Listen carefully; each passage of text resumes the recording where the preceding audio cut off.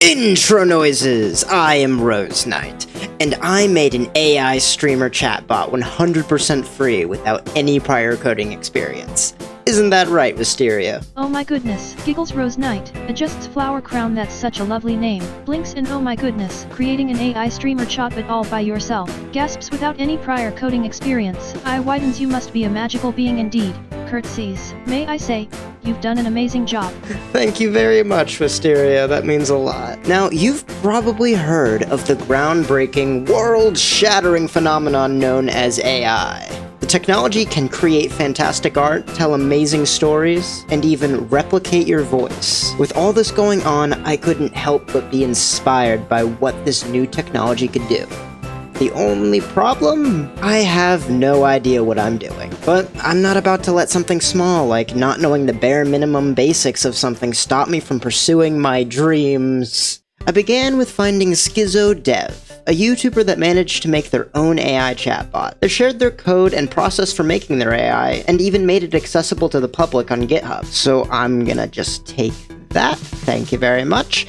And what I found was amazing. It could read comments straight from YouTube live chat, and it would send them to OpenAI, the brain of the operation. And from OpenAI, it was able to send it to either 11 Labs or Pi-Text-to-Speech X3, giving it a hyper-realistic human voice that was paid, or an extremely basic robot voice that was free. All in all, it was already great, nearly exactly what I was looking for, but I still wanted more from it. It had a somewhat slow response time. Also, it couldn't remember previous messages at all, making long conversations impossible. And to top it all off, it wasn't free to run. This being a hobby for me, and not something that I could realistically make money off of, I couldn't really afford to go into the red, even if it was just a little bit. To address these problems, I got to work. And by that I mean, I put ChatGPT to work. Come on, Mr. Rose Knight. I can't carry it for you. But I can carry you! Come on! You see, since I had literally no idea what I was looking at, I needed to employ an expert. And what greater expert on AI coding is there than the greatest public AI on the market right now? ChatGPT. So I started by telling ChatGPT that I wanted my code to respond faster to chat messages. And then I pasted the code in afterwards to see what it would do. And what I got back was a comprehensive explanation of how I could accomplish my goal. It explained how if I added a queue system into my code, I could make it so the AI would read the next chat message while it was responding to the current one. And yes, that's exactly what I was looking for. The only problem with that was that ChatGPT didn't write the code for me. So I had to explicitly tell it to write the code for me, and it did eventually, but it wound up erasing some important parts of the code. So I went back and forth with it, learning the do's and don'ts of how to give commands to ChatGPT, while I was also learning a little bit of how to code in Python, until eventually I had a working AI that was faster than the original. This took me several hours to accomplish, but it worked.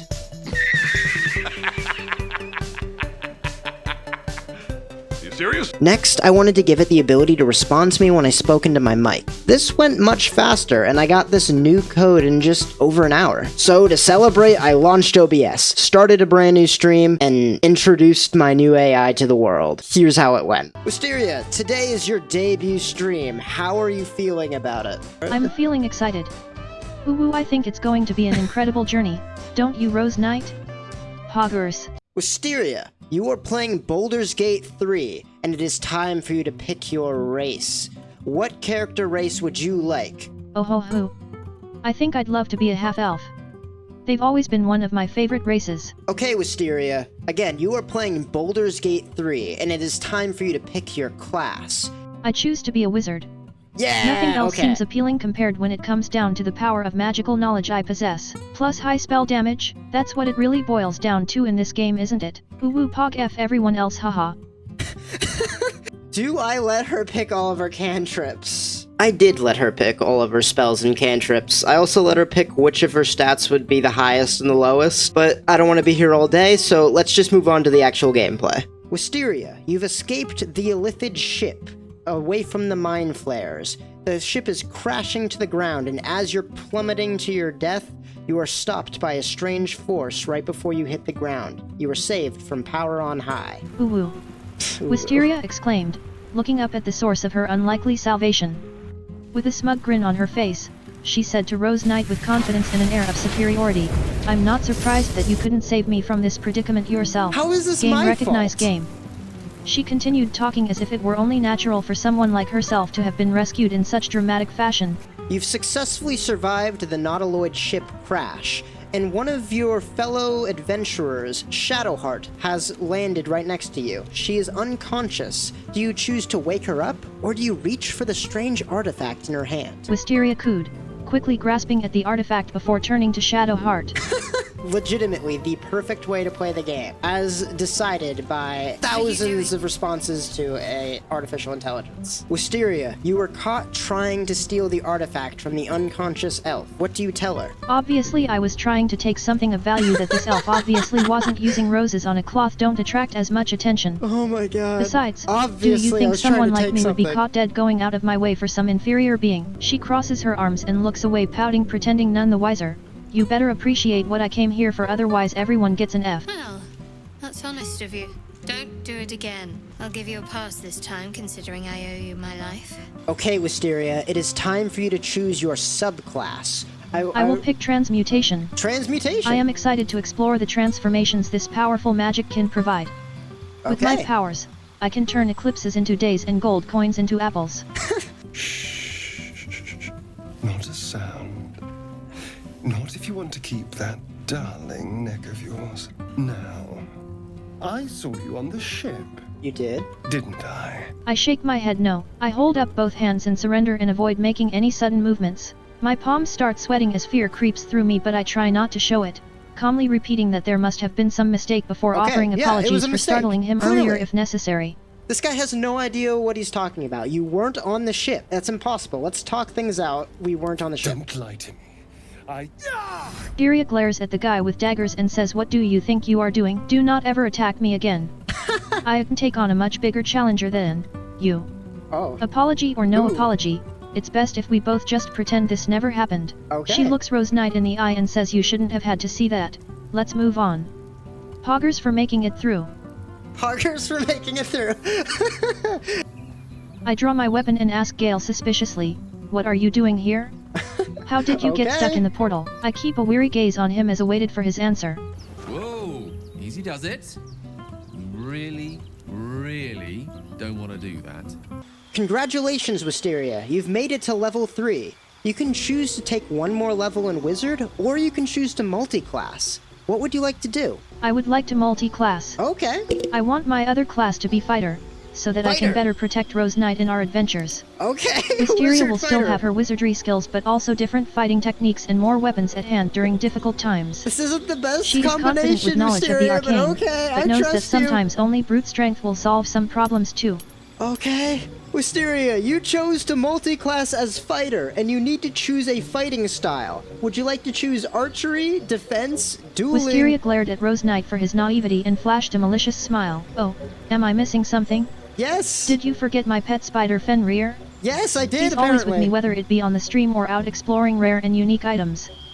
She waved her hand in front of herself, revealing the 8-legged arachnid that clung to her shoulder like hound dog would follow its master. Hold on a second. Wisteria chuckled slightly as she watched Fenrir skitter around before settling back down happily beside their hostess, no doubt attempting to charm our guests into succumbing to some kind of unidentified mischief soon enough. Yeah, I can't give her a spider. I'm sorry, Wisteria. Congratulations, Wisteria. You've leveled up to level 3, and you've decided to multi-class into the fighter class. Now you have to pick a fighting style. I think I'll go with the Way of Three Tigers style. What? This is an aggressive and very effective fighting style which utilizes powerful strikes from all angles to overwhelm opponents. Wisteria, you need to choose a fighting style for the fighter class. For Wisteria, her fighting style is wizardry. Wisteria, you have chosen to multi-class into the fighter class. You need to pick a fighting style. You can pick from archery, defense, dueling, great weapon I certainly fight- can. Okay, Wisteria, you have multi-classed into the fighter class, and now you get to pick a fighting style. You can pick one of Yes, these I do. What? Wisteria is a wizard and Rose Knight's adventuring party member. Wisteria, you have multi-classed as a fighter, and you get to pick a fighting style now. You get to pick one of these options. You can Wisteria is no simple What? magician. I am She is a speaking brave so and powerful fast. fighter. How are you She calls upon the help. Wisteria, you are now multi-classing as a fighter. You get to pick a fighting style. You can choose archery. I am a Wisteria, Stop. the toxic and eternally entitled Stop. female.